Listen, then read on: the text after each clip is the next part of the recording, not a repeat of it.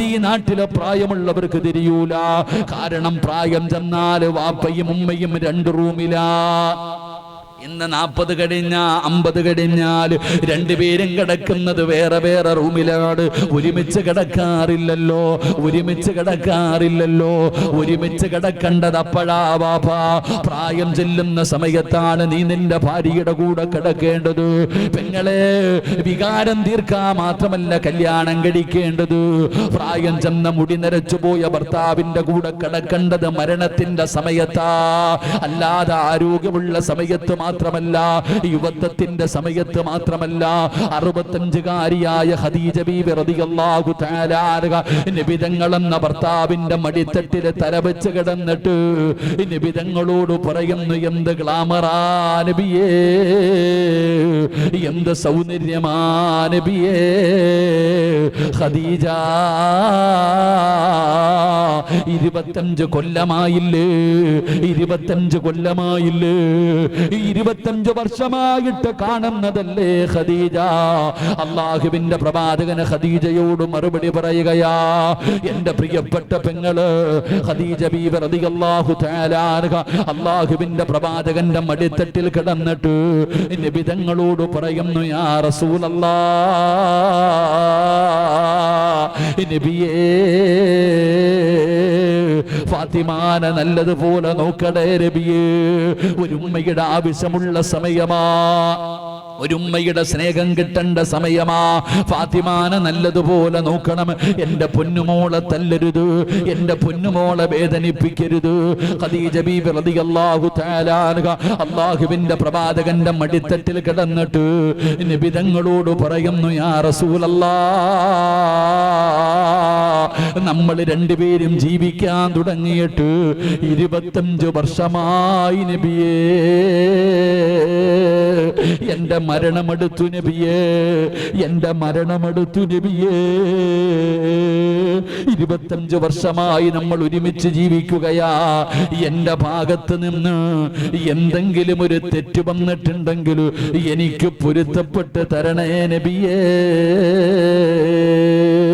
25 വർഷത്തിന്റെ ഇടയിൽ എന്തെങ്കിലും ഒരു പാപം, അങ്ങയുടെ മനസ്സ് വേദനിക്കുന്ന എന്തെങ്കിലും ഒരു കാര്യം എന്റെ ഭാഗത്ത് നിന്ന് വന്നു പോയിട്ടുണ്ടെങ്കിൽ എനിക്ക് പൊരുത്തപ്പെട്ട് തരണമെന്ന് പറഞ്ഞുകൊണ്ട് അള്ളാന്റെ റസൂലിനോട് ഖദീജ എന്ന ഭാര്യ അവിടെ നിന്ന് പൊരുത്തം ചോദിക്കുമ്പോ നബി തങ്ങൾ വാപത്തുകയാ. ഖദീജ, നീ പൊരുത്തം ചോദിക്കല്ലേ ഖദീജ.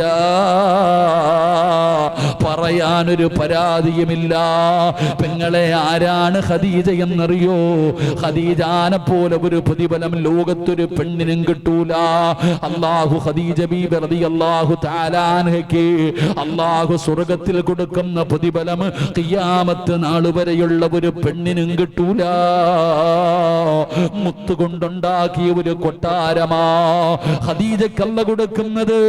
മുത്തുകൊണ്ടുണ്ടാക്കിയ ഒരു കൊട്ടാരം അല്ലാഹു ഖദീജ ബീവിക്ക് കൊടുക്കും. പെങ്ങള്, എന്തിനാണെന്നറിയോ? 25 വർഷം അല്ലാഹുവിന്റെ റസൂലിന്റെ കൂടെ ജീവിച്ചു. 25 കൊല്ലം ജീവിച്ചിട്ട് ഒരിക്കൽ പോലും നബി തങ്ങളുടെ മുമ്പിൽ ശബ്ദമുയർത്തിയിട്ടില്ല. നബി തങ്ങളെക്കാൾ 15 വയസ്സ് കൂടുതലാ ഖദീജയ്ക്ക്. ഒരിക്കൽ പോലും നബി തങ്ങളുടെ മുമ്പിൽ ശബ്ദമുയർത്തി സംസാരിച്ചിട്ടില്ല.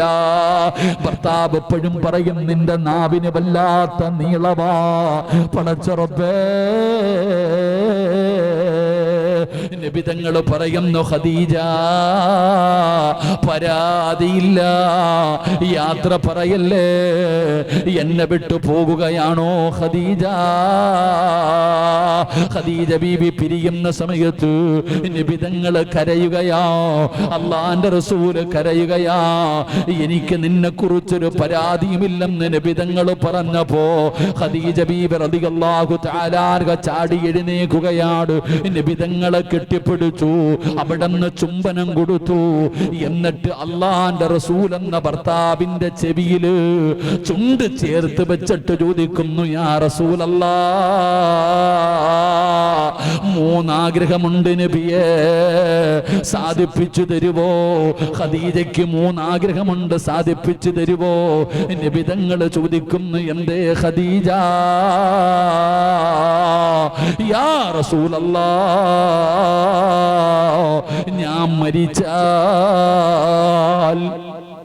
ഞാൻ മരിച്ചു കഴിഞ്ഞ എൻ്റെ മയ്യത്ത് നിങ്ങൾ കുളിപ്പിക്കണം, വേറെ ആരെയും കൂട്ടരുത്. എൻ്റെ ശരീരം വേറെ ആരും കാണരുത്, എൻ്റെ ശരീരം വേറെ ആരെയും കാണിക്കരുത്. അങ്ങ് വേണം എൻ്റെ മയ്യത്ത് കുളിപ്പിക്കാൻ. നബിതങ്ങളോട് ചോദിച്ചു, കുളിപ്പിക്കുമോ നബിയെ? നബിതങ്ങൾ സമ്മതിച്ചു. റസൂലുള്ളാഹിയോട് ഖദീജ ബീബി പറയുകയാ, രണ്ടാമത്തെ ആഗ്രഹം എന്തെന്നറിയോ? അങ്ങയുടെ ചുമലിൽ കിടക്കുന്ന ഈ ഷാൾ എനിക്ക് വേണം നബിയേ. അങ്ങയുടെ ചുമലിൽ കിടക്കുന്ന ഈ ഷാള് എന്റെ കഫൻ തുണിക്കകത്ത് വെച്ചിട്ട് വേണം എന്നെ പുതിയാർ. അങ്ങയുടെ സുഗന്ധം എനിക്ക് വേണം നബിയേ. ഖബറിനകത്ത് ഖിയാമത്ത് നാൾ വരെ കിടക്കണമെങ്കിൽ അങ്ങില്ലാതെ പറ്റില്ല നബിയേ, അങ്ങില്ലാതെ പറ്റില്ല നബിയേ. അങ്ങയുടെ ചുമലിൽ കിടക്കുന്ന ഷാൾ എനിക്ക് വേണം നബിയേ. തരുമോ യാ റസൂലല്ലാഹ്? നബി തങ്ങളെ തലകുലിക്ക്. മൂന്നാമതായിട്ട് ഖദീജ ബീബി പറയുകയാ, ഞാൻ മരിച്ച അവസാനം ഖബറിൽ ഇറക്കി വെക്കുമല്ലോ, എന്റെ ജനാസ ഖബറിൽ ഇറക്കുമ്പോ അങ്ങിറങ്ങണം നബിയേ, ഖബറിനകത്തിറങ്ങണം നബിയേ, ജനാസ ഇറക്കി വെക്കണം നബിയേ. എന്റെ കബളിന്റെ താഴെ നിങ്ങൾ വേണം മണ്ണ് വാരി വെക്കാൻ. അല്ലാഹുവിന്റെ റസൂലിനോട് തന്റെ പ്രിയപ്പെട്ട ഭാര്യ പറഞ്ഞു കൊടുക്കുകയാ. ഫാത്തിമ കാണുകയാ, ഫാത്തിമ ഉമ്മ പറയുന്നത് മുഴുവനും കേൾക്കുകയാ. വാപ്പയും ഉമ്മയും തമ്മിലുള്ള ബന്ധം പഠിക്കുകയാ. എന്റെ പ്രിയപ്പെട്ട പെങ്ങള് ഖദീജ ബീബി റളിയല്ലാഹു തആല അൻഹ മരണപ്പെട്ടു. നബി തങ്ങളാ കുളിപ്പിച്ചത്. ഒരു ഭർത്താവ് തന്നെയാണ് ഭാര്യയുടെ ജനാസ കുളിപ്പിച്ചത്. അല്ലാഹുവിന്റെ റസൂൽ ഖദീജ ബീബി റളിയല്ലാഹു തആല അൻഹയുടെ ജനാസ കുളിപ്പിക്കുകയാ. അവിടുന്ന് കഫൻ പൊതിയ സമയമാകുമ്പോ ചുമലിൽ കിടന്ന ഷാളെടുത്തിട്ട് നബി തങ്ങൾ ചുംബിക്കുകയാ, നബി തങ്ങൾ ചുംബിക്കുകയാ. ഖദീജ ബീബി റളിയല്ലാഹു തആല അൻഹയുടെ കഫൻ തുണിക്കകത്ത് വെച്ച് പൊതിയുകയാ. ജനാസ നമസ്കാരം കഴിഞ്ഞു. അല്ലാഹുവിന്റെ പ്രവാചകൻ സല്ലല്ലാഹു അലൈഹി വസല്ലമ തങ്ങൾ ഖദീജ ബീബി റളിയല്ലാഹു തആല അൻഹയുടെ ജനാസ ഖബറിലേക്ക് ഇറക്കുമ്പോ നബി തങ്ങൾ ഇറങ്ങുകയാണ്, നബി തങ്ങൾ ഇറങ്ങുകയാ. ഖബറിനകത്തിറങ്ങി ഖദീജ ബീബി റളിയല്ലാഹു തആല അൻഹയുടെ ജനാസ അവിടുന്ന് നബി തങ്ങൾ വാങ്ങി ഖബറിലേക്ക് ഇറക്കി വെച്ചു. അവിടുന്ന് കെട്ടുകൾ അടിച്ചു മാറ്റി. നബി തങ്ങൾ മണ്ണ് വാരുമ്പോ സുബ്ഹാനല്ലാഹ്, അല്ലാഹുവിന്റെ റസൂലിന്റെ കണ്ണുനീര് ഒഴുകുകയാണ്. താടിരോമത്തിലൂടെ ഖദീജ ബീബിയുടെ കഫൻ തുണിയുടെ മുകളിലേക്ക് വീഴുകയാ. നബി തങ്ങളാണ് ഖദീജ ബീബിയുടെ കബളിന്റെ താഴെ മണ്ണ് വെച്ച് കൊടുത്തത്. എന്റെ പ്രിയപ്പെട്ടവരെ, ഖദീജ ബീബി റളിയല്ലാഹു തആല അൻഹ മരണപ്പെടുന്ന രംഗം ഫാത്തിമ എന്ന മകള് കാണുകയാ. ഇനി പടച്ചവനെ, 63-ാമത്തെ വയസ്സിൽ അല്ലാഹുവിന്റെ റസൂല് രോഗം പിടിച്ച് കിടക്കുമ്പോ ഫാത്തിമ എന്ന് പറയുന്ന പൊന്നുമോള് അലിയാർ തങ്ങൾ എന്ന ഭർത്താവിനോട് അവിടെ അനുവാദം ചോദിച്ചു. എന്റെ ഉപ്പാന്റെ അടുക്കൽ എനിക്ക് പോകണം. അവിടെ അനുവാദം ചോദിച്ചിട്ട് കടന്നു വന്നു. ഫാത്തിമ ബീബി റളിയല്ലാഹു തആല അൻഹ നബി തങ്ങളുടെ വീട്ടിലേക്ക് വരുമ്പോ അല്ലാഹുവിന്റെ റസൂല് രോഗം പിടിച്ച് കിടക്കുകയാ. പെങ്ങളെ, അല്ലാഹുവിന്റെ റസൂല് പൊന്നുമോട് കടന്നു വരുമ്പോ നബി തങ്ങൾ എഴുന്നേക്കുമായിരുന്നു. ഫാത്തിമ എപ്പോ വന്നാലും നബി തങ്ങൾ എഴുന്നേക്കുമായിരുന്നു. പെൺകുട്ടികളെ കാണുമ്പോൾ വാപ്പ എഴുന്നേക്കണമെന്നാണ് നബി തങ്ങൾ. ഫാത്തിമ വന്നാ എഴുന്നേറ്റ് നിൽക്കുമായിരുന്നു. ഫാത്തിമയുടെ നെറ്റിത്തടത്തിൽ ഉമ്മ കൊടുക്കുമായിരുന്നു. അത്രയ്ക്ക് സ്നേഹമാണ് നബി തങ്ങൾക്ക്. പക്ഷേ നബി തങ്ങളെ സുഖമില്ലാതെ കിടക്കുമ്പോ ഫാത്തിമ എന്ന പൊന്നുമോള് വന്നപ്പോ നബി തങ്ങൾ ഫാത്തിമാനെ കെട്ടിപ്പിടിച്ച് ചുംബനം ചുംബനം കൊടുക്കുകയാ. എന്നിട്ട് വാപ്പാന്റെ അടുത്ത് വന്ന് ഫാത്തിമ ഇരിക്കുമ്പോ നിബിതങ്ങൾ പറഞ്ഞു, ഫാത്തിമ ഉപ്പാടെ മരണമെടുത്തു മോളെ. ഫാത്തിമ കരയുകയാ. വാപ്പ മരിക്കാൻ പോകുകയാണെന്ന് പറയുമ്പോ, ഉപ്പാടെ മരണമെടുത്തെന്ന് പറയുമ്പോ ഫാത്തിമ വല്ലാതെ കരയുകയാ. പൊന്നുമോള് തേങ്ങി തേങ്ങി കരയുന്നത് കണ്ടപ്പോ നിബിതങ്ങൾ രണ്ടാമതും വിളിച്ചു, മോളെ ഫാത്തിമ, അടുത്തത് നീയാ ഫാത്തിമ. എന്റെ പുറകില് നീയുണ്ട്, എന്റെ തൊട്ടു പുറകില് നീയുണ്ട്. മരണം പറഞ്ഞപ്പ ചിരിച്ച പെണ്ണാണ് ഫാത്തിമ. വാപ്പ പറഞ്ഞു, അടുത്തത് നിന്റെ ഊഴമാട്. എന്റെ കുടുംബത്തിൽ ആദ്യമായിട്ട് മരിക്കുന്നത് നീയാ ഫാത്തിമ. ഫാത്തിമ ബീബി റളിയല്ലാഹു തആല അൻഹ ചിരിക്കുകയാ. പടച്ചറപ്പേ, നിബിതങ്ങൾ ആയിഷ ബീബിയുടെ മടിത്തട്ടിൽ കിടക്കുകയാണ്. റബീഉൽ അവ്വൽ 12 അല്ലാഹുവിന്റെ പ്രവാചകൻ സല്ലല്ലാഹു അലൈഹി വസല്ലമ തങ്ങൾ ആയിഷ ബീബിയുടെ മടിത്തട്ടിൽ കിടക്കുകയാണ്. ആയിഷ ബീബി റളിയല്ലാഹു തആല അൻഹയുടെ മടിത്തട്ടിൽ കിടക്കുകയാ. ഭാര്യയുടെ മടിയിൽ ഭർത്താവ് കിടക്കുന്നു. നബിതങ്ങളുടെ ചാരത്ത് ആ ഫാത്തിമ ബീബി റളിയല്ലാഹു തആല അൻഹ ഇരിക്കുന്നുണ്ട്. ആയിഷ ബീബിയുടെ നെഞ്ചത്ത് കിടന്നിട്ട് ഫാത്തിമ ബീബി റളിയല്ലാഹു തആല അൻഹ നോക്കുമ്പോ റസൂലുള്ളാഹി എന്ന വാപ്പ ആയിഷ ബീബിയുടെ നെഞ്ചിൽ കിടന്നിട്ട് വഫാത്താവുകയാ. തന്റെ ഭാര്യയുടെ നെഞ്ചത്ത് കിടന്നിട്ടാണ് നബിതങ്ങൾ വഫാത്താകുന്നത്. അള്ളാന്റെ റസൂലിന്റെ മരണവും കണ്ടു, തന്റെ ഉമ്മയായ ഖദീജ ബീവിയുടെ മരണവും കണ്ടു. ഇനി ഫാത്തിമാനെ അറിയണോ? ഈ വാപ്പായ്ക്കും മകൾക്കും ജനിച്ച ഫാത്തിമയുടെ ചരിത്രം അറിയണോ? പെങ്ങളെ, 29 വയസ്സ് ഫാത്തിമ ബീബി റളിയല്ലാഹു തആല അൻഹയ്ക്ക് 29 വയസ്സ് പ്രായമായപ്പോ ഒരു ദിവസം ഒരുങ്ങി വീടിന്റെ മുമ്പിൽ നിൽക്കുകയാ. ഫാത്തിമ ബീബി 29ാമത്തെ വയസ്സിൽ കുളിച്ചൊരുങ്ങി നല്ല വസ്ത്രം ധരിച്ച് വീടിന്റെ മുമ്പിൽ നിൽക്കുകയാ. അതാ വരുന്ന സയ്യിദുനാ അലി ഇബ്നു അബീ ത്വാലിബ് റളിയല്ലാഹു തആല അൻഹു. അലിയാർ തങ്ങൾ വീട്ടിലേക്ക് വരുമ്പോ ഉമ്മ നിന്നതുപോലെ റസൂലുള്ളാഹി വന്നപ്പോ 65ാമത്തെ വയസ്സിൽ ഉമ്മ നിന്നതുപോലെ 29 വയസ്സുള്ള ഫാത്തിമ ബീബി റളിയല്ലാഹു തആല അൻഹ വീടിന്റെ വാതിലിൽ കുളിച്ചൊരുങ്ങിയിട്ട് നിൽക്കുകയാ. അലിയാര് തങ്ങൾ കടന്നു വന്നു, സലാം പറഞ്ഞു സ്വീകരിച്ചു, കഴിക്കാൻ ഭക്ഷണം കൊടുത്തു. അലിയാര് തങ്ങളുടെ മടിയിൽ തലവെച്ചു. എന്നിട്ട് പറഞ്ഞു, അലിയേ, എന്റെ ഹസനും ഹുസൈനിനെയും പൊന്നുപോലെ നോക്കണേ. എന്റെ ഹസനിനെയും ഹുസൈനിനെയും എന്റെ മക്കളെ പൊന്നുപോലെ നോക്കണേ. എന്റെ മക്കളെ തല്ലരുത്, എന്റെ മക്കളെ വേദനിപ്പിക്കരുത്. ഫാത്തിമ ബീബി റളിയല്ലാഹു തആല അൻഹ അലിയാര് തങ്ങളോട് പറഞ്ഞു കൊടുക്കുന്നു, അലിയേ, പോകാ സമയമായി, എന്റെ മരണമെടുത്തു അലിയേ, എനിക്ക് പൊരുത്തം തരണേ അലിയേ. ഫാത്തിമ ബീബി റളിയല്ലാഹു തആല അൻഹ അലിയാര് തങ്ങളോട് പറയുകയാ, ഞാൻ മരിച്ച പകല് ഖബറടക്കരുത്, രാത്രിയിൽ വേണമെന്ന ഖബറടക്കാൻ, രാത്രിയിൽ വേണമെന്ന ഖബറടക്കാൻ. എന്തേ ഫാത്തിമ, എന്തേ പകല് ഖബറടക്കിയാൽ, എന്തേ പകല് ഖബറടക്കിയാൽ? അലിയാര് തങ്ങളോട് ഫാത്തിമ ബീവി റളിയല്ലാഹു തആല അൻഹ പറയുകയാ, എന്നെ പകലാണ് മരിക്കുന്നതെങ്കിൽ, ഖബറടക്കുന്നതെങ്കിൽ, എൻ്റെ കഫം പൊതിയുന്നത്, എൻ്റെ മയ്യത്ത് ചുമക്കുന്നത്, എൻ്റെ മയ്യത്ത് ഖബറിൽ ഇറക്കി വെക്കുന്നത് അന്യപുരുഷന്മാരാ. അവരെന്നെ 3 കഷ്ടം തുണിയിൽ പൊതിഞ്ഞ്, വെള്ള തുണിയിൽ പൊതിഞ്ഞിട്ട് എൻ്റെ ജനാസ കൊണ്ടുപോകുമ്പോ അവരെൻ്റെ ശരീരത്തിൻ്റെ വടിവ് കാണുമല്ലോ, എനിക്കിഷ്ടമല്ല. ജനാസ കൊണ്ടുപോകുന്ന സമയത്ത് പോലും, ഖബറിൽ ഇറക്കുന്ന സമയത്ത് പോലും എൻ്റെ ശരീരത്തിൻ്റെ വടിവ് കാണുന്നത് എനിക്കിഷ്ടമല്ല അലിയേ. ഉമ്മ ഭർത്താവിനോട് പറഞ്ഞ് എൻ്റെ മയ്യത്ത് നിങ്ങൾ കുളിപ്പിക്കണം, കാരണം വേറെ ആരും കാണുന്നത് എനിക്കിഷ്ടമല്ല. ആ ഉമ്മയുടെ മകള് പറയുകയാ, എന്നെ രാത്രിയിൽ വേണം കബറടക്കാൻ, കാരണം ജനാസ കൊണ്ടുപോകുമ്പോ പോലും ഒരാളും എൻ്റെ ശരീരം കാണുന്നത് എനിക്കിഷ്ടമല്ല. പെങ്ങളെ, കല്ലമ്പലത്തും കടുവാപ്പള്ളിയിലും പോയി ഫർദ വാങ്ങുമല്ലോ, ഇട്ട് നോക്കിയിട്ടാണ് വാങ്ങുന്നത്.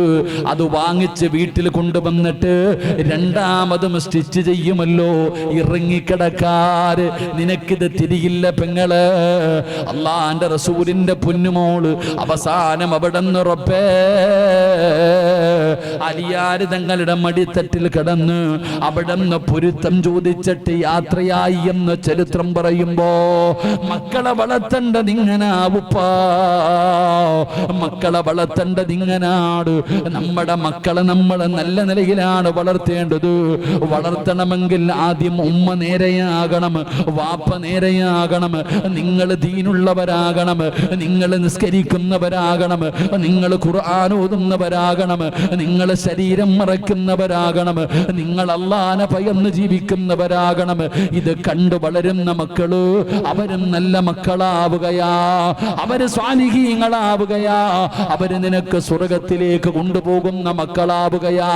അല്ലാതെ നിങ്ങൾ വളരെ മോശമായ ജീവിതം നയിച്ചിട്ട് നിങ്ങളുടെ മക്കളെ നന്നാകണമെന്ന് വിചാരിച്ചാ നടക്കുന്ന കാര്യമല്ലോ. അതുകൊണ്ട് ഈ സദസ്സിലിരിക്കുന്നവരോട് പറയുകയാ, നല്ല മക്കളെ വെറുതെ കിട്ടില്ല, കഷ്ടപ്പാടുണ്ട് വാപ്പാ, ഒരുപാട് ത്യാഗമുണ്ട്, ഒരുപാട് പരിശ്രമമുണ്ട്. പടച്ചവനെ, ഇന്നും ഒരു പിതാവ് പറഞ്ഞത്, ഉസ്താദേ എന്റെ പൊന്നുമകളൊന്ന് നന്നാകാ ദുആ ചെയ്യടേ ഉസ്താദേ, സഹിക്കുന്നില്ല എന്റെ മകള് നന്നാകാൻ. എന്റെ പൊന്നുമോള് ഉമ്മാനെ തല്ലുകയാ, ഉമ്മാനെ പിടിച്ച് തള്ളുകയാ, ഉമ്മാനെ ചീത്ത പറയുകയാ. അതുകൊണ്ട് എന്റെ മകള് നന്നാകാ ദുആ ചെയ്യണേ എന്ന സങ്കടത്തോടെ ഒരു ഉമ്മ ഇന്നും പറഞ്ഞതാണ്.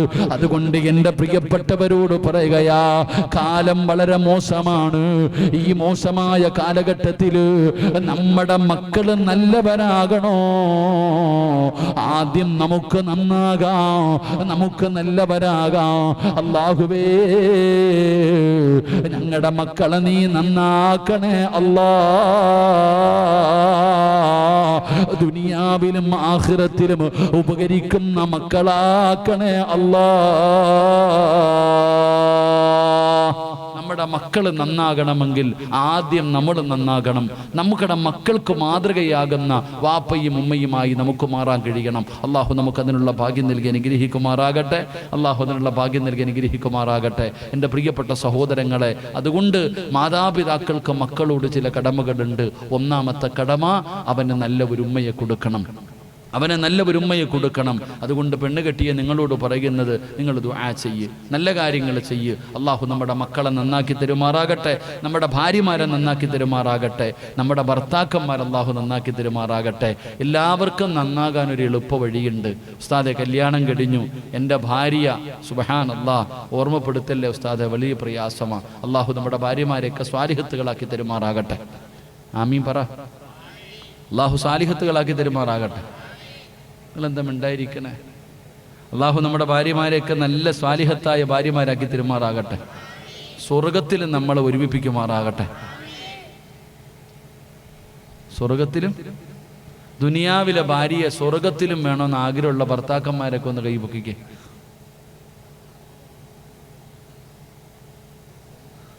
നിങ്ങളാരും പൊക്കണില്ല? പലരും കൈപൊക്കണില്ല, പലരിങ്ങനെ നിൽക്കുന്നുണ്ട്, വേണോ വേണ്ടയോ എന്ന്. അള്ളാഹു നമ്മുടെ ഭാര്യമാരെ സ്വർഗത്തിലും ഭാര്യമാരാക്കി തരുമാറാകട്ടെ. ആമീൻ പറ. ഉസ്താദേ, സ്വർഗത്തിലും ഉണ്ടോ ഇവള്? അല്ലേ, ഇവിടെ തന്നെ പറ്റണില്ല. അള്ളാഹ് അതിന് സ്വർഗത്തിലുണ്ടോ എന്ന് ചിന്തിക്കുന്നു. സ്വർഗത്തിലൊക്കെ നല്ലവരാണ്, നമ്മുടെ ഭാര്യമാരൊക്കെ മാറിപ്പോകും. അള്ളാഹു നന്നാക്കി തരുമാറാകട്ടെ. കുടുംബജീവിതം എന്ന് പറഞ്ഞാൽ വഴക്കും ബഹളമൊക്കെ ഉണ്ടാകും, അതൊക്കെ സ്വാഭാവികം. ചട്ടിയും കലവുമാകുമ്പോൾ തട്ടിയും മുട്ടിയൊക്കെ കിടക്കും, അടിയും വഴക്കൊക്കെ ഉണ്ടാകും, അതൊക്കെ നല്ലതാ. സ്നേഹമുള്ളിടത്തല്ലേ ഇതൊക്കെ ഉണ്ടാകത്തുള്ളൂ. അള്ളാഹു നന്നാക്കി തരുമാറാകട്ടെ. പെണ്ണുങ്ങൾ ഒന്ന് കൈവക്കിക്കേ. ഭർത്താവിനെ സ്വർഗത്തിലും വേണമെന്ന് ആഗ്രഹമുള്ള പെണ്ണുങ്ങളൊക്കെ ഒന്ന് കൈവക്കിക്കേ. അല്ലാഹു അഅലം. എടാ, ഈ അടിയും വഴക്കൊക്കെ എല്ലായിടത്തും ഉണ്ട്, നമ്മുടെ വീട്ടിൽ മാത്രമൊന്നും അല്ല. സ്നേഹമുള്ള നബിതങ്ങളുടെ വീടിനകത്ത് അടിയില്ലായിരുന്നു. അള്ളാഹുവിന്റെ പ്രവാചകൻ സല്ലല്ലാഹു അലൈഹി വസല്ലമ തങ്ങളുടെ ഭാര്യയായ ആയിഷ ബീവി ഇറച്ചിക്കറിയും പാത്രം എറിഞ്ഞു പൊട്ടിച്ചളഞ്ഞു. പിന്നല്ലേ നമ്മുടെ ആമിന. നബിതങ്ങളുടെ ഭാര്യയായ ആയിഷ ബീവി റളിയല്ലാഹു തആല പാത്രം എറിഞ്ഞു പൊട്ടിച്ചെങ്കിൽ പിന്നെ നമ്മുടെ ആമിന എത്ര പാവാ. നബിതങ്ങളുടെ വീട്ടിൽ പോലും ഉമർ ബിൻ ഖത്താബ് ഉമർ വരുന്ന വഴി കൂടെ പോലും ഇബ്ലീസ് വരുത്തില്ല, അത്രയ്ക്കും പേടിയ ഉമറിനെ. ഉമർ ബിൻ ഖത്താബ് റളിയല്ലാഹു തആല ഖലീഫയായിരിക്കുമ്പോ ഒരു സഹാബിയുടെ വീടിനകത്ത് ഭാര്യയും ഭർത്താവും വഴക്കാം. ഈ ഭാര്യയുടെ പീഡനം സഹിക്കാൻ പറ്റാതെ ഉമർ തങ്ങളോട് പരാതി പറയാൻ ഒരു ചങ്ങാതി പോയി. ഖലീഫയല്ലേ, ഇന്ന് നിന്റെ കാര്യത്തെ തീരുമാനമാക്കി തരാമെന്ന് പറഞ്ഞിട്ട് ഭർത്താവ് ഉമർ തങ്ങളോട് പരാതി പറയാൻ വേണ്ടി പോയി. അവിടെ ചെല്ലുമ്പോ കാണുന്ന രംഗം, പടപേടിച്ച് പന്തളത്ത് പോകുമ്പോ പന്തം കൊളുത്തി പടാണ് പറയണമല്ലേ. ഉമർ തങ്ങളുടെ വീട്ടിൽ ചെന്നപ്പോ ഉമർ തങ്ങളുടെ വീട്ടില് ഉമർ തങ്ങളുടെ ഭാര്യ വഴ നടത്തിക്കൊണ്ടിരിക്കുക. അവിടെ വലിയ വഴക്ക് നടക്കാം. അപ്പൊ ഈ സാധുവായ മനുഷ്യങ്ങനെ വീടിന്റെ മുറ്റത്ത് പോയിട്ട്, അള്ളാഹു ഇതിനേക്കാളും നല്ലത് ആരോട് പറയാനാ, തിരിച്ചുപോയി. ഉമർ തങ്ങൾ ഇത് കാണുന്നുണ്ട്. പിറ്റേ ദിവസം രാവിലെ ഉമർ തങ്ങൾ ചോദിച്ചു, നീ ഇന്നലെ രാത്രി എൻ്റെ വീട്ടിൽ വന്നില്ല, എന്തിനാ വന്നേ? ഒന്നും ഇല്ലപ്പാ, ചുമ്മാ വന്നേ. എന്തിനാപ്പാ വന്നേ? അല്ല, ഞാൻ എൻ്റെ ഭാര്യയെ കുറിച്ച് പറയാമെന്ന്. അപ്പോഴാ നിങ്ങളുടെ വീട്ടിലെ അവസ്ഥ. പെണ്ണുങ്ങൾ ഇങ്ങനാപ്പാ. സ്നേഹമുള്ളിടത്തല്ലേ അടിയും വഴക്കൊക്കെ ഉണ്ടാകും, പക്ഷെ അതിനൊക്കെ ഒരു പരിധിയുണ്ട്. നബി സല്ലല്ലാഹു അലൈഹി വസല്ലമ തങ്ങളും ആയിഷ ബീബിയും വഴക്കു കൂടിയിട്ട് പിണങ്ങിയിട്ടുണ്ട്. നബി തങ്ങൾ ആയിഷ ബീബിയും പിണങ്ങി. രണ്ടുപേരും തമ്മിൽ പിണക്കം. സാധാരണ ഒരു രാത്രി, അതിനപ്പുറം പോകാറില്ല. പക്ഷെ ആ പിണക്കത്തിന് നീണ്ടുപോയി. ഒരു ദിവസം കഴിഞ്ഞു, 2 ദിവസം കഴിഞ്ഞു, ഭാര്യയും ഭർത്താവും മിണ്ടണില്ല. അവസാനം അബൂബക്കർ സിദ്ദീഖ് റളിയല്ലാഹു തആല മധ്യസ്ഥ പറയാൻ വന്നു. ഭാര്യയുടെ വാപ്പായുമാണ് നബിതങ്ങളുടെ കൂട്ടുകാരോ. മധ്യസ്ഥ പറയാൻ വന്നു. മധ്യസ്ഥ പറയാമെന്ന സമയത്ത് ആയിഷ ബീവി റളിയല്ലാഹു തആല അൻഹയോട് നബിതങ്ങൾ പറഞ്ഞു, ആയിഷ, നിനക്ക് പറയാനുള്ള എന്താ വെച്ചാൽ നീ ആദ്യം പറയാൻ. നമ്മൾ അങ്ങനല്ല പറയണം, നീ മിണ്ടരുത്, ഞാൻ പറയും. ഭർത്താവ് പറയും, ഭാര്യ മിണ്ടാൻ പാടില്ല. നബിതങ്ങൾ ആയിഷ ബീവിയോട് പറഞ്ഞു, നീ പറ, എന്റെ പരാതി എന്താ, പറഞ്ഞോ, എന്റെ വാപ്പയല്ലേ ഇരിക്കണം, പറയാൻ പറഞ്ഞു. ആയിഷ ബീവി റളിയല്ലാഹു തആല ഇങ്ങനെ പറഞ്ഞുകൊണ്ടിരിക്കുന്നതിന്റെ ഇടയില് പറയാൻ പാടില്ലാത്ത എന്തോ ഒരു വാക്ക് നബിതങ്ങളെ പറഞ്ഞു. വാപ്പയല്ലേ മുമ്പിൽ ഇരിക്കുന്നത്, അപ്പൊ ഇതിന് സ്വാതന്ത്ര്യം, നിങ്ങള് അങ്ങയാള് എന്നൊക്കെ പറയണ പോലെ എന്തോ പറഞ്ഞു. ഇത് കേട്ടപ്പോ അബൂബക്കർ സിദ്ദീഖ് റളിയല്ലാഹു തആല സഹിച്ചില്ല, ആയിഷ ബീവിയെ തല്ലി. നബിതങ്ങൾ അങ്ങനെ പറഞ്ഞപ്പോ, ആയിഷ ബീവിയെ നബിതങ്ങൾ അങ്ങനെ പറഞ്ഞപ്പോ വാപ്പായ അബൂബക്കർ തങ്ങൾ ഇഷ്ടപ്പെട്ടില്ല, അടിച്ചു കളഞ്ഞു. പടച്ചോനെ, ആയിഷ ബീവി കരയാൻ തുടങ്ങി. ഭർത്താവിന്റെ മുന്നിലിട്ട് വാപ്പ തല്ലിയില്ലേ, സങ്കടം, കരയാൻ തുടങ്ങി. തൻ്റെ ഭാര്യ കരയുന്നത് കണ്ടപ്പോ പിണങ്ങിയിരുന്ന നബിതങ്ങൾ അടുത്ത് വന്നിട്ട് ആയിഷാനെ കെട്ടിപ്പിടിച്ചു. പിണക്കമായിരുന്നു. ഭാര്യ ഒന്ന് കരഞ്ഞപ്പോ തീർന്നു. ആയിഷ ബീവി റളിയല്ലാഹു തആല കെട്ടിപ്പിടിച്ച് കണ്ണുനീര് തുടച്ചു കളഞ്ഞിട്ട് അബൂബക്കർ തങ്ങളോട് ചോദിച്ചു, മധ്യസ്ഥ പറയാമെന്ന മധ്യസ്ഥ പറയണം, എന്റെ പെണ്ണുമ്പിള്ളയെ തല്ലാൻ നിനക്ക് ആരാ അവകാശം തന്നെ? അബൂബക്കർ തങ്ങൾ കുടുങ്ങി. ഇതാ ബന്ധം, ഇതാ ഭാര്യയും ഭർത്താവും. ഇതാണ് ഭാര്യയും ഭർത്താവും. ഒന്ന് കരഞ്ഞാൽ തീരണം സഹോദര. വഴക്കും ബഹളവും ഒക്കെ, അടി കൂടണം, എന്ത് വേണമെങ്കിലും കൂടിക്കോ, സ്നേഹമുള്ളിടത്തല്ലേ. പക്ഷെ അതിനൊരു പരിധി ഉണ്ടാകണം. ആയിഷ ബീവി റളിയല്ലാഹു തആല ചെറിയ പെണ്ണ. ഒരിക്കൽ ദേഷ്യം വന്നപ്പോ നബിതങ്ങളോട് ചോദിച്ചു, എപ്പോഴും ഖദീജാനെ കുറിച്ചാ പറയാ നബിതങ്ങള്. എന്റെ ഖദീജ അങ്ങനെ ആയിരുന്നു, എന്റെ ഖദീജ എങ്ങനാ, നിന്നെ പോലൊന്നും അല്ല എന്ന് നബിതങ്ങൾ ഇങ്ങനെ എപ്പോഴും പറയും. ഒരിക്കൽ ആയിഷ ബീവിക്ക് ഇത് സഹിക്കാൻ പറ്റാതെ ചോദിച്ചു, ഈ കിളവിയോട് മാത്രം ഇത്ര സ്നേഹം എന്താ, ലോകത്ത് വേറെ പെണ്ണൊന്നും ഇല്ലെന്ന്. തൻ്റെ ഖദീജാനെ കിളവി എന്ന് വിളിച്ചപ്പോൾ നബിതങ്ങൾ കരഞ്ഞു. അല്ലാഹുവിന്റെ റസൂല് കരയാ. നബിതങ്ങൾ കരഞ്ഞടോ. അല്ലാഹുവിന്റെ റസൂലിനെ സഹിച്ചില്ല ഖദീജാനെ കിളവി എന്ന് വിളിച്ചത്. നമ്മുടെ പെണ്ണുമ്പിള്ളെ മൂദേവി എന്ന് വിളിച്ചാലും നമ്മൾ മിണ്ടൂല അല്ലേ, നമ്മൾ വിളിക്കണം എന്താ അല്ലേ. സുബ്ഹാനല്ലാഹ്. കിളവി എന്ന് വിളിച്ചപ്പോൾ നബിതങ്ങൾക്ക് സഹിച്ചില്ല, നബിതങ്ങൾ കരഞ്ഞടോ. അപ്പോഴും നബിതങ്ങൾ പറഞ്ഞു, എൻ്റെ ഖദീജാനെ പോലെ നിങ്ങളൊന്നും ആവില്ല. അതുകൊണ്ട് കുടുംബമാകുമ്പോൾ അങ്ങനെ വഴക്കും ബഹളമൊക്കെ ഉണ്ടാകും, പക്ഷെ അതിനൊക്കെ ഒരു പരിധിയുണ്ട്. ഭാര്യയും ഭർത്താവും നല്ലവരാകണം, സന്തോഷമുള്ള ഒരു വീടാകണം. അതിനൊറ്റ വഴിയേ ഉള്ളൂ. അള്ളാഹു നമുക്ക് സമാധാനമുള്ള ജീവിതം നൽകുമാറാകട്ടെ. ഭാര്യയും ഭർത്താവും മക്കളും സന്തോഷത്തോടെ സമാധാനത്തോടെ ജീവിക്കണമെങ്കിൽ, ഇപ്പം നിങ്ങളൊക്കെ പെണ്ണും കെട്ടി മക്കളുമായില്ലേ, ഇനി നന്നാകാനുള്ള ഒരു വഴി ഞാൻ പറഞ്ഞു തരാം. ഇനി നിങ്ങളുടെ വീട് സ്വർഗമാകും. നിങ്ങൾക്ക് സന്തോഷവും സമാധാനവും നിങ്ങളുടെ വീട്ടിലുണ്ടാകും. അള്ളാഹു നൽകി അനുഗ്രഹിക്കുമാറാകട്ടെ. അള്ളാഹു നൽകി അനുഗ്രഹിക്കുമാറാകട്ടെ. ഒരു വഴി പറഞ്ഞു തരട്ടെ. ഭാര്യ നന്നാകാൻ ഒരു വഴി പറഞ്ഞു തരട്ടെ. വേണ്ടേ? ഭാര്യയും ഭർത്താവും മക്കളും എല്ലാവരും നന്നാകാൻ, നമ്മുടെ വീട് നന്നാകാൻ ഒരു വഴി പറഞ്ഞു തരാം, ഒരു നന്മ പറഞ്ഞു തരാം. അള്ളാഹു ഭാഗ്യം തരുമാറാകട്ടെ. 9:50 നിർത്താറായില്ലേ? 10 മണിയല്ലേ? 10 മണിയല്ലേ? നിർത്തിക്കൂടെ? ഇരിക്കുമെങ്കിൽ ഞാൻ പറയാം, അല്ലെങ്കിൽ ചെയ്യാം.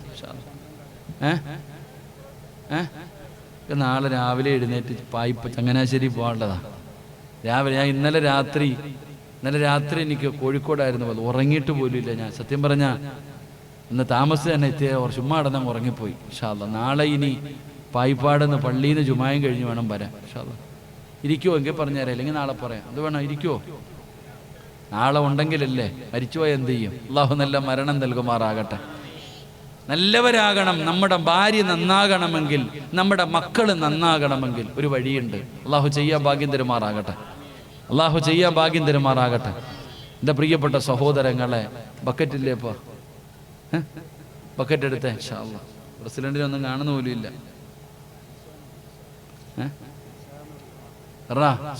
എന്തേ ബക്കറ്റ് എടുക്കുമ്പോ വാ. അൽഹംദുലില്ലാ. പോക്കറ്റ് കൈയിട്ടോ. ഞാൻ പറഞ്ഞു തരാം, കൊടുത്തോ, നഷ്ടമൊന്നുമില്ല. ഈ പൈസ കൊടുക്കുന്നത് കൊണ്ടുള്ള നേട്ടം നിനക്ക്, അള്ളാഹ്ക്കൊരു നേട്ടമില്ല. നീ കൊടുത്ത നിനക്ക് നേട്ടം. സദക്ക വരാനിരിക്കുന്ന വിപത്തുകളെ തട്ടിമാറ്റുമെന്ന്, അപകടങ്ങൾ, ദുരന്തങ്ങൾ, മാരകമായ രോഗങ്ങൾ. അള്ളാഹു നമ്മളെയൊക്കെ കാത്തിരക്ഷിക്കുമാറാകട്ടെ. ഒരു മിനിറ്റ് നിന്നേപ്പാ. സദക്ക വിപത്തുകളെ തട്ടിമാറ്റൂല്ലേ? മാറ്റുവോ ഇല്ലേ?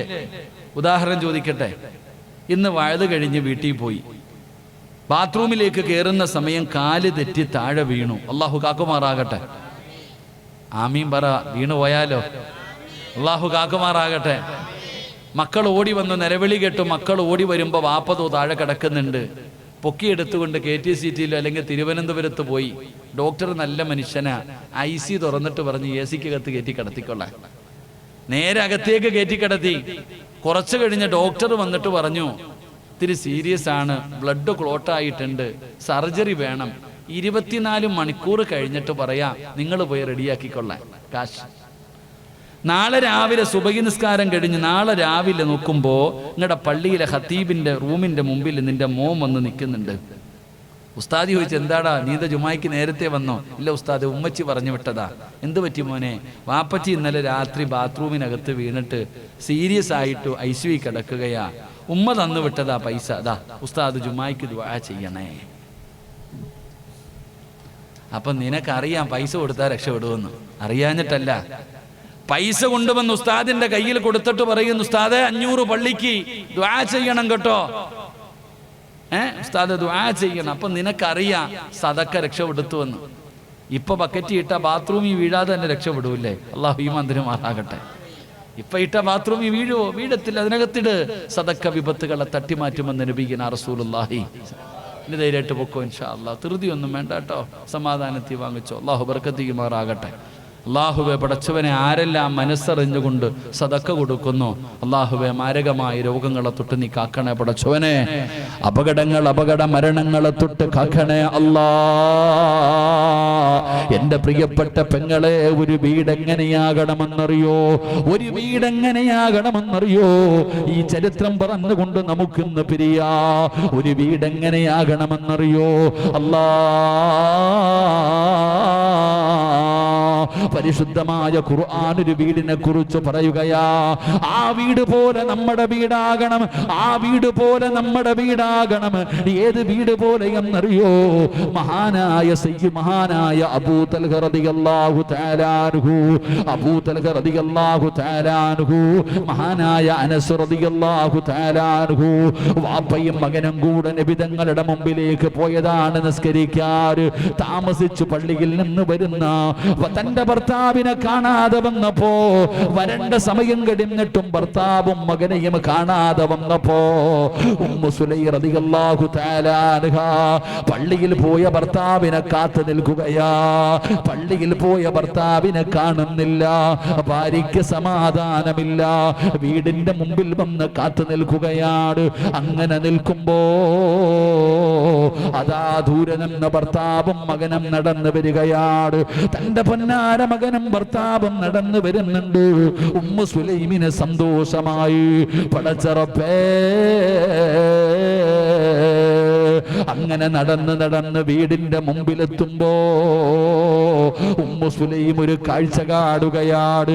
മൂന്നാമതൊരു പ്രായമുള്ള മനുഷ്യന്, ഭർത്താവിന്റെ കൂടെ വേറെ ഒരു മനുഷ്യന്, പടച്ചവനെ വീടിനകത്ത് കയറി സലാം പറഞ്ഞുകൊണ്ട് അബൂ തൽഹ റളിയല്ലാഹു തആല അൻഹു വീടിനകത്തേക്ക് കടന്നു വന്നു. ഉമ്മു സുലൈം ചോദിക്കുകയാണ്, അബൂ തൽഹ, ആരാ കൂടെയുള്ള പ്രായമുള്ള മനുഷ്യനാരാ? അവിടെന്ന് പറഞ്ഞു, പെണ്ണേ, ഇശാ നമസ്കാരം കഴിഞ്ഞ് പള്ളിയുടെ വെളിയിൽ ഇറങ്ങുമ്പോ അള്ളാഹുവിന്റെ പ്രവാചകം ചോദിച്ചു, സഹാബാ, ഒരു യാത്രക്കാരനുണ്ട് സഹാബാ, ഒരു നേരത്തെ ഭക്ഷണം കൊടുക്കുന്നതാരാ? അള്ളാഹുവിന്റെ പ്രവാചകൻ അവിടെന്ന് ചോദിക്കുമ്പോ, ലബ്ബൈക യാ റസൂലല്ലാഹ്, ഞാൻ കൊടുക്കാൻ നബിയേ, ഞാൻ കൊടുക്കാൻ നബിയേ. അബൂ തൽഹ റളിയല്ലാഹു തആല അൻഹു ഭക്ഷണം കൊടുക്കാമെന്ന് പറഞ്ഞ് വിളിച്ചു കൊണ്ടുവന്ന മനുഷ്യനാട്. ഉമ്മു സുലൈമിനോട് പറഞ്ഞു, ഉള്ള ഭക്ഷണം എടുക്ക്, കൊടുക്കാ. ഉമ്മു സുലൈം ചോദിക്കുന്നു, തൽഹ, ഈ വീടിനകത്ത് ഭക്ഷണമില്ല, ഇന്ന് നമ്മൾ രണ്ടുപേരും പട്ടിണിയാ, ഇന്ന് നമ്മൾ രണ്ടുപേരും പട്ടിണിയാ. ഈ വന്ന മനുഷ്യന് കൊടുക്കാൻ ഭക്ഷണമില്ല, നമ്മുടെ മകന് കഴിക്കാനുള്ള ഭക്ഷണം മാത്രമേ ഉള്ളൂ. അവൻ ഭക്ഷണം കഴിച്ചിട്ട് ദിവസങ്ങളായി. നമ്മൾ പട്ടിണി കിടക്കാമെന്ന് തീരുമാനിച്ചു. നമ്മുടെ ഭക്ഷണം കൂടെ മകന് കൊടുക്കാം. ആ കുറച്ചു ഭക്ഷണമല്ലാതെ ഈ വീടിനകത്ത് വേറെ ഭക്ഷണമില്ല. പിന്നെങ്ങനാ നിങ്ങൾ വിളിച്ചു കൊണ്ടുവന്ന മനുഷ്യന് കൊടുക്കുന്നത്? സങ്കടമായടോ. Abu Talha കരയുകയാ, Ummu Sulaim കരയുകയാ. അതാ അടുക്കളയിലിരുന്ന് ബാപ്പയും ഉമ്മയും കരയുമ്പോ അനസ് എന്ന് പറയുന്ന ചെറിയ മകൻ അടുക്കളയിലേക്ക് പോകുകയാണ്. എന്തിനാ ഉമ്മ കരയുന്നത്? മോനെ, ഉപ്പ കൊണ്ടുവന്ന മനുഷ്യന് കൊടുക്കാൻ ഭക്ഷണമില്ല, എന്റെ മോന് കഴിക്കാനുള്ളതേ ഉള്ളൂ, എന്റെ പൊന്നുമോന് കഴിക്കാനുള്ള ഭക്ഷണം മാത്രമേ ഉള്ളൂ. പടച്ചവനെ, 3 പേരും അടുക്കളയ്ക്കകത്തിരിക്കുമ്പോ ഉമ്മു സുലൈം എന്ന് പറയുന്ന സ്വാലിഹത്തായ ഭാര്യ ഭർത്താവിനോട് പറയുകയാ, ഞാനൊരു തന്ത്രം പറഞ്ഞു തരാ, ഞാനൊരു വഴി പറഞ്ഞു തരാ. എന്താണ് പെണ്ണ്? ഈ ഭക്ഷണം മുഴുവനും ഒരു പാത്രത്തിൽ വെക്കാ, എന്നിട്ട് നിങ്ങൾ 3 പേരും കൂടെ ഒരുമിച്ച് കഴിക്കാനിരിക്കൂ. ഒരു പാത്രത്തിൽ ഭക്ഷണം വെച്ചു, നിങ്ങൾ 3 പേരും കൂടെ ഒരുമിച്ച് കഴിക്കാനിരിക്കണം. ഭക്ഷണം കഴിക്കാ സമയമായാ, മോനെ അനസേ, വിളക്കണക്കണേ അനസേ, അടുത്ത് വെച്ചിരിക്കുന്ന വിളക്കണക്കണേ അനസേ. എന്റെ മോൻ ഭക്ഷണം കഴിക്കരുത്, കഴിക്കുന്നവരെ പോലെ അഭിനയിച്ചാ മതി. ആ പാവപ്പെട്ടവന് ഭക്ഷണം കഴിക്കട്ടെ. അവസാനം ഭക്ഷണം പാത്രത്തിൽ വെച്ചു, 3 പേരും കൂടെ കഴിക്കാനിരുന്നു. ആ 11 വയസ്സിന്റെ താഴെ പ്രായമുള്ള മകന് ഭക്ഷണം കഴിച്ചിട്ട് ദിവസങ്ങളായി.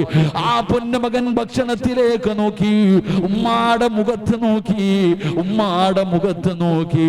പടച്ചവനെ, ഉമ്മ പറഞ്ഞതുപോലെ വിളക്കണയ്ക്കുകയാണ്, അഭിനയിക്കുകയാണ്. ഈ പാവപ്പെട്ട മനുഷ്യനൊന്നും അറിയാതെ ഭക്ഷണം കഴിച്ചു. അവിടെന്ന് അൽഹംദുലില്ലാഹ്, അവിടെന്ന് ദുആ ചെയ്ത് ഇറങ്ങി പോവുകയാ. അവര് 3 പേരും പട്ടിണി കിടന്നടോ. ആ വാപ്പയും ആ ഉമ്മയും ആ പൊന്നുമോരും ആരും പരസ്പരം പരാതി പറയാതെ അവര് 3 പേരും കടന്ന് ഉറങ്ങുകയാണ്. സുബഹിന്റെ ബാങ്ക് വിളിച്ചു. അബൂ തൽഹ റളിയല്ലാഹു തആല അൻഹു എഴുന്നേൽക്കുകയാ. ഉമ്മ സുലൈമിനെ വിളിച്ചു. മകനെ വിളിച്ചുണർത്ത് നിസ്കരിക്കാൻ പള്ളിയിൽ പോകാറ്. അവസാനം തന്റെ പൊന്നാര മകനെ ചുമലിൽ കയറ്റി അബൂ തൽഹ റളിയല്ലാഹു തആല അൻഹു പള്ളിയിൽ ചെന്നു. നമസ്കാരം കഴിഞ്ഞു. അല്ലാഹുവിന്റെ റസൂൽ ചോദിക്കുന്ന ഐന അബൂ തൽഹ, എവിടെ അബൂ തൽഹ, എവിടെ എവിടെ അബൂ തൽഹ എവിടെ? ലബ്ബൈക യാ റസൂലല്ലാഹ്, ഞാനിവിടെയുണ്ട് നബിയേ, ഞാനിവിടെയുണ്ട് നബിയേ. അല്ലാഹുവിന്റെ പ്രവാചകൻ അടുത്തേക്ക് വിളിച്ചു. എന്നിട്ട് പറഞ്ഞ മറുപടി എന്തെന്നറിയോ? ഇന്നലെ വിളക്കണച്ചിട്ട് നിരത്തിയ വിരുന്നുണ്ടല്ലോ, അതല്ലാഹുവിന് വല്ലാതെ ഇഷ്ടപ്പെട്ടു അബൂ തൽഹ. ഇന്നലെ വീടിനകത്ത് വിളക്കണച്ചിട്ട് നീയും നിന്റെ ഭാര്യയും നിന്റെ മകനും കൂടെ നടത്തിയ വിരുന്ന് അല്ലാഹുവിന് ഇഷ്ടപ്പെട്ടു. അബൂ തൽഹ തങ്ങൾ ചോദിക്കുകയാ, എങ്ങനെ അറിഞ്ഞു നബിയേ? എന്റെ വീടിനകത്ത് നടന്നത് നിങ്ങൾ എങ്ങനെ അറിഞ്ഞു നബിയേ? നബി തങ്ങൾ പറഞ്ഞ അബൂ തൽഹ, ഞാനല്ല ഇന്നലെ നിന്റെ വീട് കാണാൻ നീയും നിന്റെ ഭാര്യയും മകനും കൂടെ പട്ടിണി കിടക്കുന്നത് കാണാൻ ആകാശത്ത് നിന്നും മലക്കുകൾ ഇറങ്ങി വന്നു. അബൂ തൽഹ, ഇന്നലെ നിന്റെ വീട്ടിൽ തിരക്കായിരുന്നു, ഇന്നലെ നിന്റെ വീട്ടിൽ തിരക്കായിരുന്നു. അള്ളാന്റെ മലക്കുകൾ നിന്റെ വീട് കാണാൻ വന്നു, നിന്റെ വീട് സന്ദർശിക്കാൻ മലക്കുകൾ വന്നു. അതുമാത്രമല്ല, ഖുർആനിൽ ആയത്തിറങ്ങി. അള്ളാന്റെ പരിശുദ്ധമായ ഖുർആനില് ജിബ്രീൽ എന്ന് പറയുന്ന മലക്കിറങ്ങി വന്നിട്ട് ഓതി കൊടുക്കുകയാ. ഖുർആൻ പറഞ്ഞ വീടാണോ? അള്ളാന്റെ ഖുർആനിൽ അല്ലാഹു ഒരു വീടിനെ കുറിച്ച് പറയുകയാ. ഏത് വീടെന്നറിയോ? വല്ലദീന തബവ്വഉ الدار والإيمان من قبلهم يحبون من هاجر إليهم ولا يجدون في صدورهم حاجة مما أوتوا ويؤثرون على أنفسهم ولو كان بهم خصاصة ومن يوق شح نفسه فأولئك هم المفلحون. അല്ലാഹുവിന്റെ പരിശുദ്ധമായ ഖുർആനിൽ അല്ലാഹു നിന്റെ വീടിനെ കുറിച്ച് പറഞ്ഞു എന്ന് നബി തങ്ങൾ അവിടുന്ന് പറഞ്ഞു കൊടുക്കുമ്പോ, സ്വാലിഹത്തായ ഭാര്യ, സ്വാലിഹായ ഭർത്താവ്, സ്വാലിഹായ മകന്, ഇതാടോ സദഖ കൊടുക്കുന്ന ഒരു മനുഷ്യൻ അല്ലാഹു കൊടുക്കുന്ന പ്രതിഫലം. ഇതാ സമാധാനമുള്ള ജീവിതം. പടച്ചവനെ, അല്ലാഹുവിന്റെ ദീനിന് വേണ്ടി, പാവപ്പെട്ടവർക്ക് വേണ്ടി, യതീമീങ്ങൾക്ക് വേണ്ടി, രോഗികൾക്ക് വേണ്ടി പടച്ചവരെ ചോദിക്കുമ്പോ സദഖ കൊടുക്കുന്നവര് അല്ലാഹു തരുന്ന പ്രതിഫലമാ പറയുന്നത്. സദഖ കൊടുക്കാൻ പറയുമ്പോ, നല്ല കാര്യങ്ങൾക്ക് വേണ്ടി ചോദിക്കുമ്പോ കൊടുക്കാൻ മനസ്സ് കാണിക്കുന്ന ഉപ്പാ, അല്ലാഹു നിനക്ക് തരുന്ന പ്രതിഫലം. നിന്റെ ഭാര്യ അവള് സ്വാലിഹത്താകും, നിന്റെ പൊന്നുമക്കള് സ്വാലിഹീങ്ങളാകും. പെങ്ങളെ, നിന്റെ ഭർത്താവ് നന്നാകാൻ കുതിക്കുന്ന പെങ്ങള്, മോളെ സദഖ കൊടുത്താൽ അല്ലാഹു നിന്റെ ഭർത്താവിനെ നന്നാക്കുകയാ, നിന്റെ വീട് സ്വർഗമാവുകയാ, സമാധാനമുള്ള ജീവിതമാ. അതുമാത്രമല്ല, നിന്റെ വീട് കാണാൻ ആകാശത്ത് നിന്നും മലക്കുകൾ ഇറങ്ങി വരും വാപ്പാ. അതുകൊണ്ട് പിരിയുകയാണ്. വെള്ളിയാഴ്ച രാവാട് ദുആ ചെയ്യാ പോകുകയാണ്.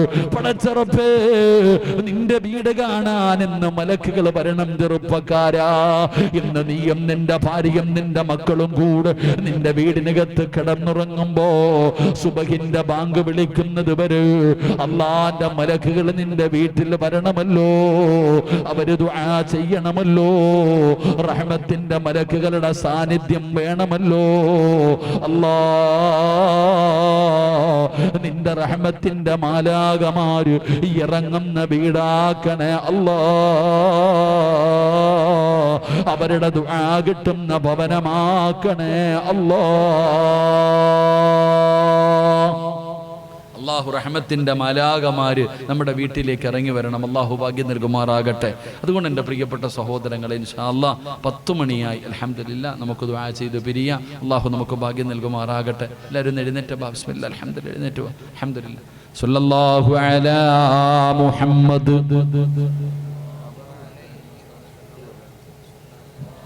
ഇങ്ങോട്ട് വാ. സല്ലല്ലാഹു അലൈഹി വസല്ലം. അല്ലാഹുമ്മ സ്വല്ലി അലാ മുഹമ്മദ്.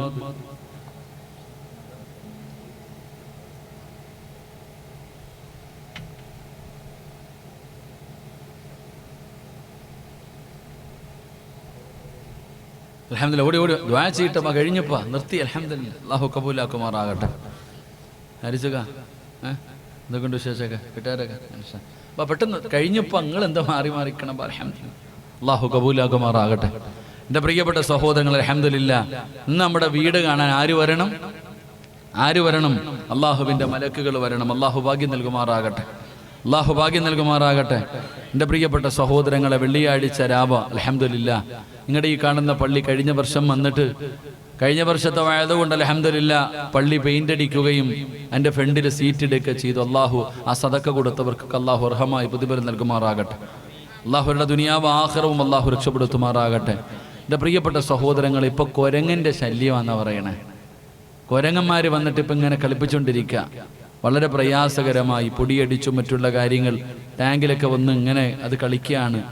അതുപോലെ തന്നെ മദ്രസ കുട്ടികൾ ഇരിക്കുന്ന ആ ഒരു സ്ഥലത്തൊന്ന് ടൈലിടണം. ഈ 2 ലക്ഷ്യമാണ് ഇവർക്കുള്ളത്. അള്ളാഹു സാധിപ്പിച്ചു കൊടുക്കുമാറാകട്ടെ. ആമീൻ പറയടോ. അള്ളാഹു സാധിപ്പിച്ചു കൊടുക്കുമാറാകട്ടെ. കുറേ ആടും അരിയും മാത്രമല്ലല്ലോ, നമുക്ക് പ്രയോജനമുണ്ടാകണം. അൽഹംദുലില്ലാ, അള്ളാഹുവിൻ്റെ ഭവനമാണ്, പള്ളിയാണ്. നമ്മുടെ മക്കൾ ഇൽമു പഠിക്കുന്ന മക്കൾ ഇവിടെ നിന്നാണ് നിസ്കരിക്കാൻ പഠിക്കുന്നത്, ഖുർആൻ ഓതാൻ പഠിക്കുന്നത്, ഒരുപാട് നന്മകൾ പഠിക്കുന്നത്. നമ്മുടെ മക്കൾ പഠിക്കുന്നു. ആ കുട്ടികൾ പൊടിയടിച്ചിട്ട് വലിയ പ്രയാസം. നമ്മുടെ ഈ അലർജിയൊക്കെ ഉള്ളവർക്ക് വലിയ പ്രയാസം. ഇപ്പം എൻ്റെ മക്കൾക്ക് തന്നെ അലർജി. ഇപ്പോഴും ഹോസ്പിറ്റലിൽ കൊണ്ടുപോയി. അള്ളാഹു ശിഫ നൽകുമാറാകട്ടെ.